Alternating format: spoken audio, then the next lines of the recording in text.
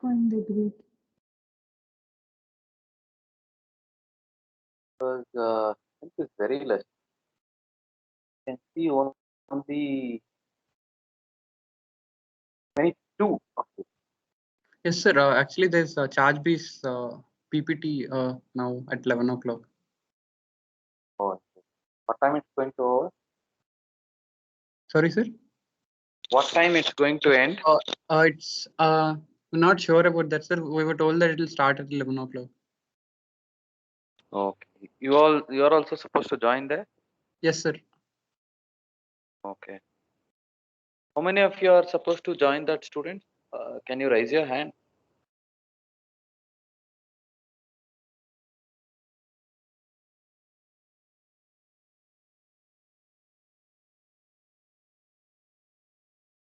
Okay, three of you.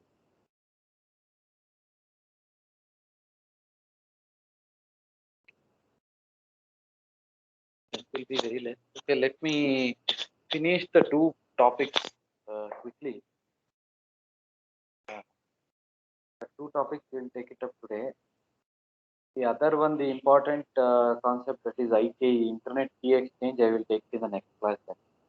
The two topics which I left out, that is Security Policy Database and Security Association Database. We have to discuss about this before going into IKE, that is Internet Key Exchange Protocol. So Internet Key Exchange Protocol is quite an important topic, students. So I would like to discuss it when more number of students are there. So these two things, Security Policy Database and Security Association Database, we can quickly discuss now. Okay, so what is a security association? We already know. For every connection, a one-way connection in IPsec operation, we will have a security association associated with it. So what is security association? It is a method that IPsec uses to track all the particulars concerning a given IPsec communication. Okay, so basically all the parameters related to a particular connection, one-way connection, I can say, because if you are communicating, if two parties are communicating each other, then both of them will have a security association. So every security association will have a security parameter index to identify that particular security association.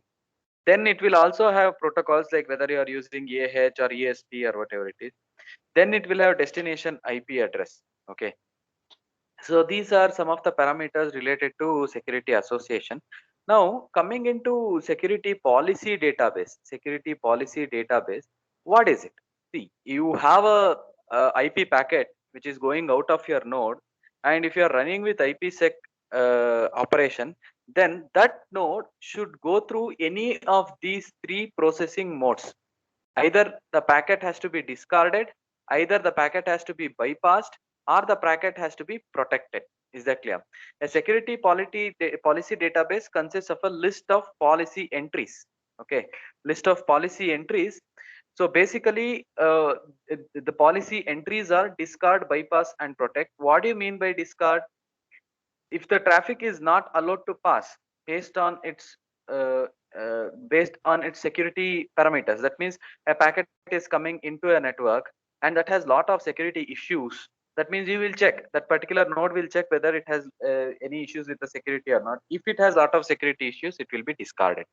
Then the next thing is bypass. The traffic is allowed to pass further without any IPsec protection. Suppose, okay, let me put it in this way. So for example, if we are sending a packet, let us take, we are sending packets, and we will actually see whether, if there is if the traffic is not allowed to pass, we will discard it. Is that clear? So there might be n number of reasons for discarding it. Just consider in this way, there is some reason to discard it, we will discard it. Second one is bypass. When you are going to bypass the node or IPsec protection, when you have a traffic and you will allow it to pass through without any IPsec protection.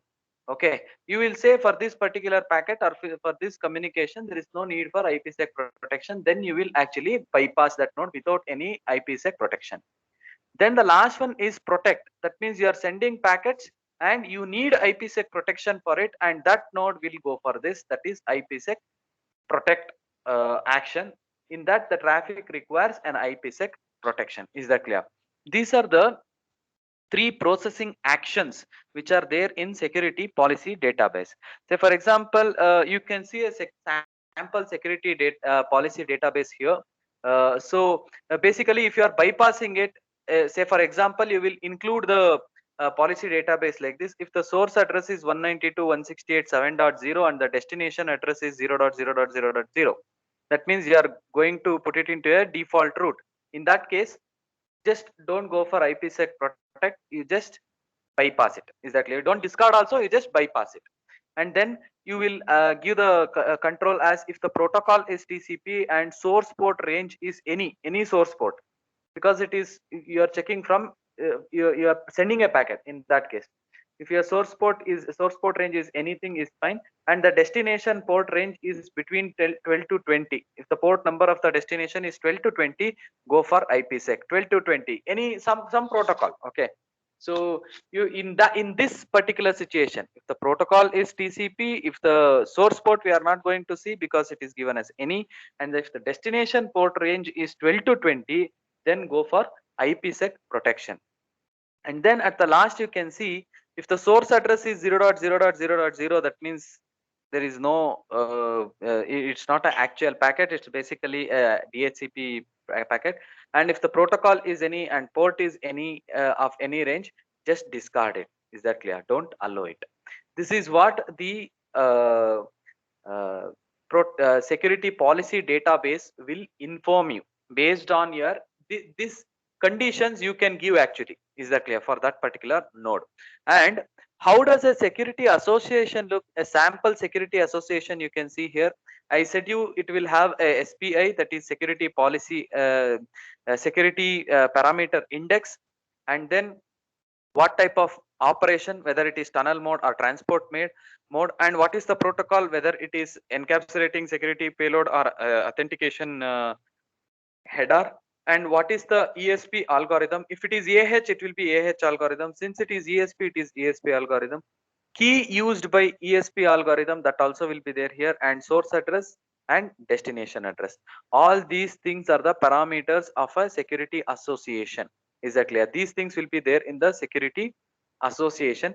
And when when you have to go for IPsec action, then definitely you need to have a security association for it. Is that clear? So it depends from inbound to outbound students, inbound traffic and outbound traffic. That means a packet is coming in or going out, it differs. Okay, it's not the same for incoming and outgoing. You can make those changes. That's about security policy database. Is it clear? Do you have any question on security policy database? Hello.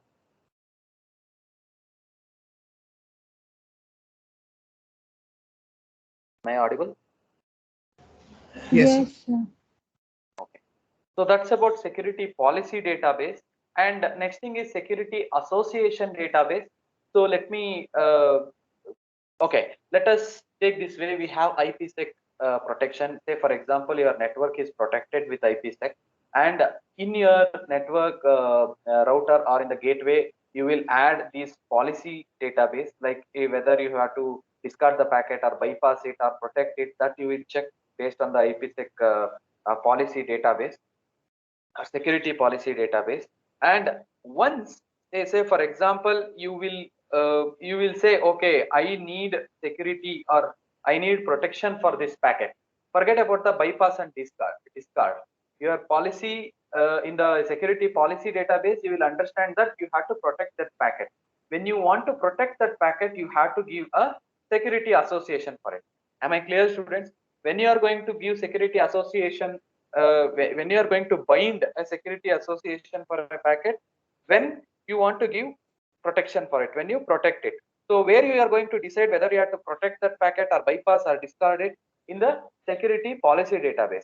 And in the security policy database, when you figure out that you have to protect it, then your packet will go into security association database. What will happen in the security association database? You will have a bundle of security association. Is that clear? That means when you want to protect, that particular packet, a security association will be binded to that particular packet. And what are the fields included in security association database? You can see a security protocol. The entries define the security protocol used for that particular security association, whether you want to go for AH or ESP, then what mode it is, whether it is tunnel mode or transport mode, what is the encryption algorithm, what is the authentication algorithm, what is the SPI value, security policy index, security parameter index, sorry. Then traffic based lifetime. See, these five we already know. What is traffic based lifetime? The amount of traffic that can be passed or processed using an SA. That means for a particular connection, okay, for example, A is connected with B. For sending packet from A to B, there will be an SA. For sending packet from B to A, there will be a separate SA, because we know that the SA is only for one way. So when you create an SA, how much amount of traffic can be passed through it? It is not for lifetime. Exactly. SA is for specific amount of traffic. Say, for example, after sending 100 packets, that SA's lifetime is over. Okay. So that's what the meaning here. Traffic based lifetime and then time based lifetime.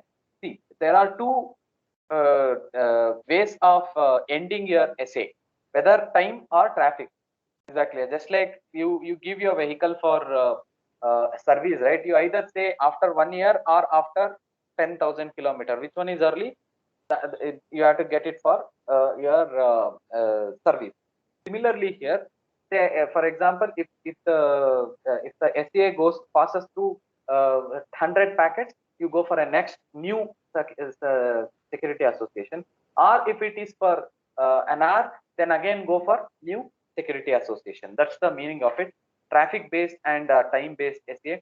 There will be sequence number counter, receive window, and tunnel endpoint. These are the fields that are there in the security association database, and all these will be included to your security association. Exactly. Based on this, a security association will be given to you. And security association bundle is allocation of IPsec SAs that are applied to the packet. Is that clear, student?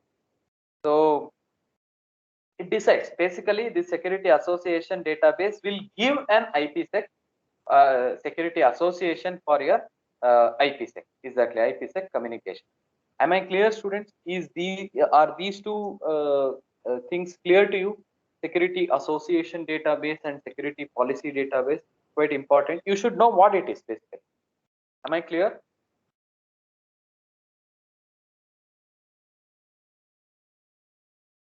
Yes or no?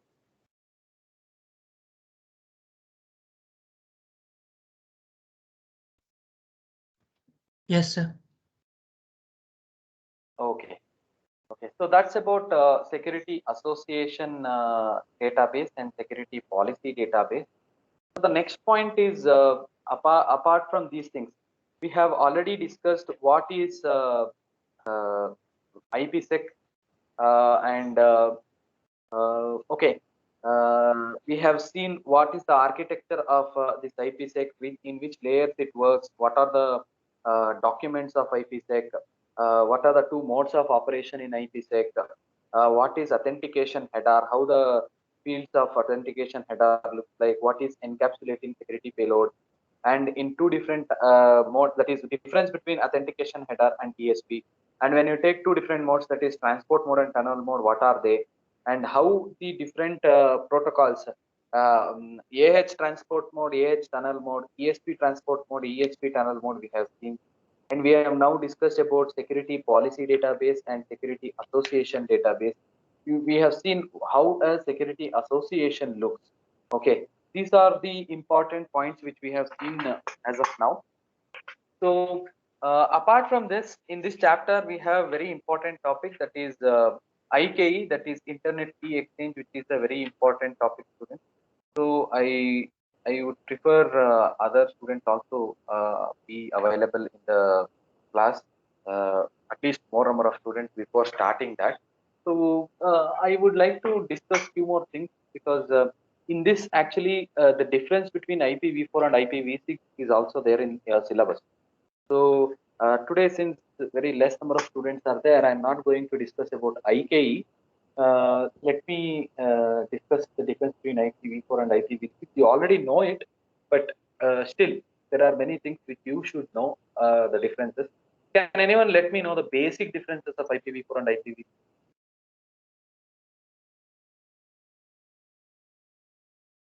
Hello?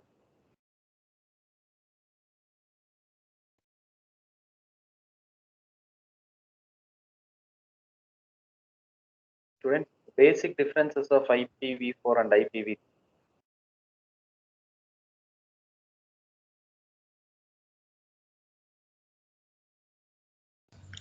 Sir, IPv4 is basically 32 bits, sir, and it is decimal representation with point separation.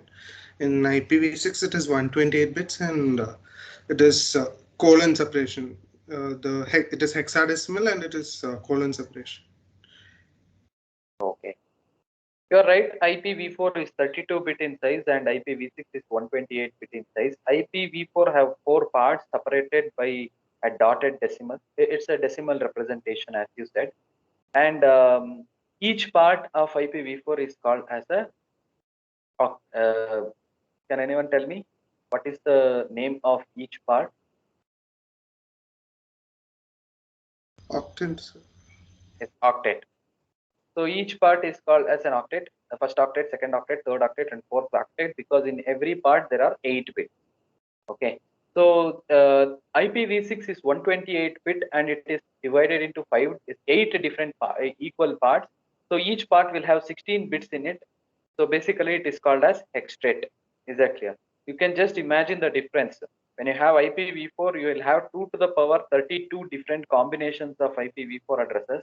In IPv6, you can have 2 to the power 128, which is huge. See, if you take the difference between 2 to the power 32 and 2 to the power 33 itself is huge. Because 2 to the power 33 is way more larger than 2 to the power 32. Then in that case, if you see 2 to the power 128, it is huge, very huge compared to IPv4.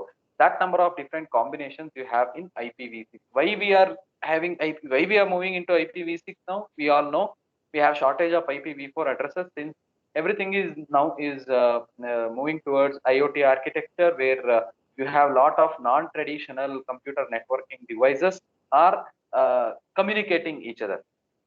Say, for example, I will communicate sitting here. I will communicate with the AC in my home. I will communicate with the micro in my home. When I want to communicate with them, obviously they should have an IP address associated with them. So those are non-traditional networking devices, but still they have IP. So like that, in future, definitely there will be lot of devices which will be connected to network and they require an IP address. So we will get shortage of IPv4 addresses. Hence, we are moving to IPv6, which is 128-bit address. So that's the first difference. So the other difference is in IPv4 we have class A, class B, class C, class D, and class E. Whereas in IPv6 we don't have those things. Okay. So one more thing, FTP. FTP supports IPv4, whereas currently FTP doesn't support IPv6. Is that clear? Keep this in mind. I think you are not aware of this difference. FTP doesn't support IPv6, but definitely in future that will also come up. Fragmentation. What do you mean by fragmentation? Basically, you have a larger packet that will be, say, for example, there are multiple nodes between source to destination. Let me write it so that it will be easy for you to understand. You have a node here, you have a node here, you have a node here, you have a node here, and node here. You are consider them as routers. Okay, consider them as a router.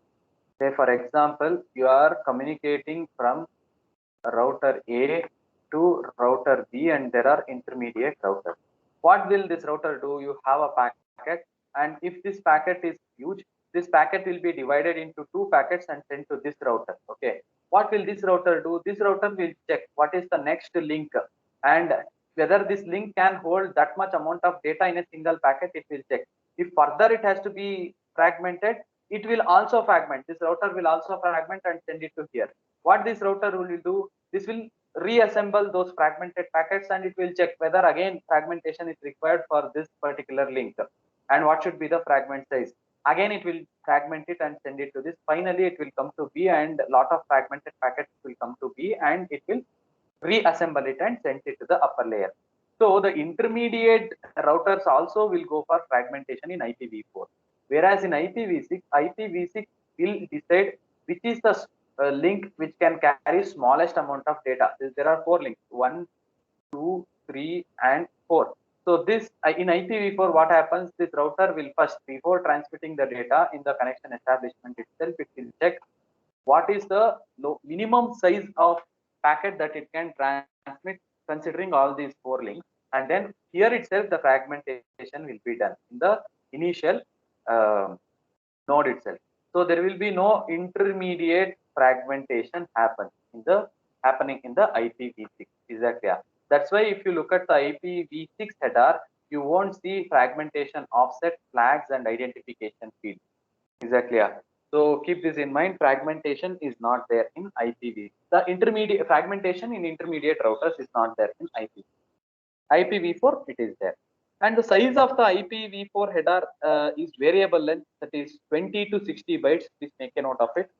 The length of the IPv4 header is variable length, it is 20 to 60 bytes, whereas IPv6 header is 40 bytes. Okay, so again, the other difference is SNMP, that is Simple Network Management Protocol, is supported by IPv4, whereas SNMP doesn't support IPv6. Similar to your FTP, but again, in future, definitely it has to support. RIP, Routing Information Protocol, is not supported in IPv6, it is there in IPv4. Similar to SNMP and FTP, is that clear? Then VPN is also not supported in IPv6, Virtual Private Networking, using IPsec is not supported in IPv6. But I think now, initially it was not supporting, now IPv6, VPN may support IPv6. Please check that, student. I'm giving you the textbook differences, but as of my knowledge, IPv6 is supported by VPN nowadays. Previously, it was not supporting, so that you can check. These are the some differences, and IPv6 is fast compared to IPv4 because the header fields itself is less, and IPv6. Yeah, these are the differences between IPv4 and IPv6. Just a moment, student.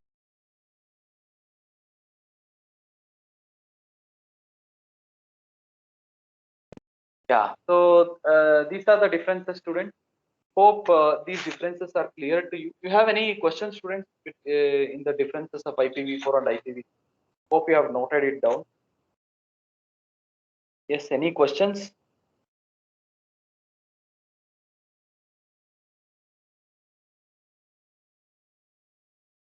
Please speak out, students.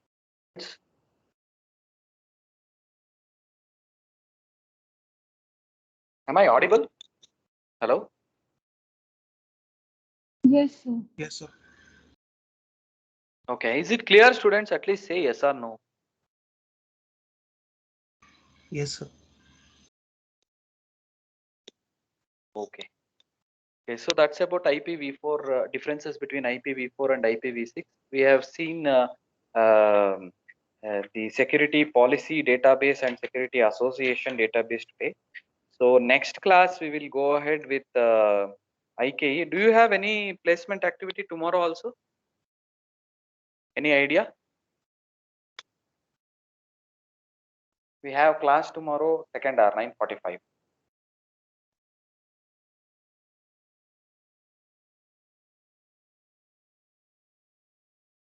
Any placement activity, students, tomorrow?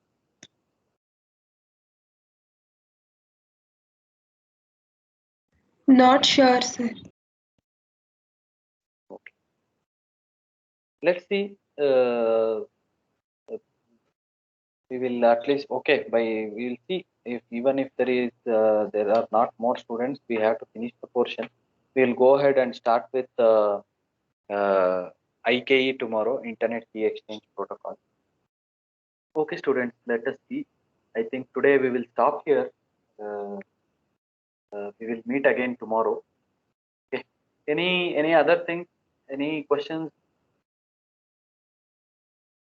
I have not corrected your midterm papers. Once it is done, I will share it with you. I think I have shared the quiz mark. Any other things, students? Will we wind up? Sir, tomorrow actually 2 companies are there, sir. Let us see. We will start the class anyway. We will see the count. If the count is very less, then I have other topic which I will start. If the count is at least reasonably good, I will continue with IK. First, we'll dynamically change the topic based on the count. Okay.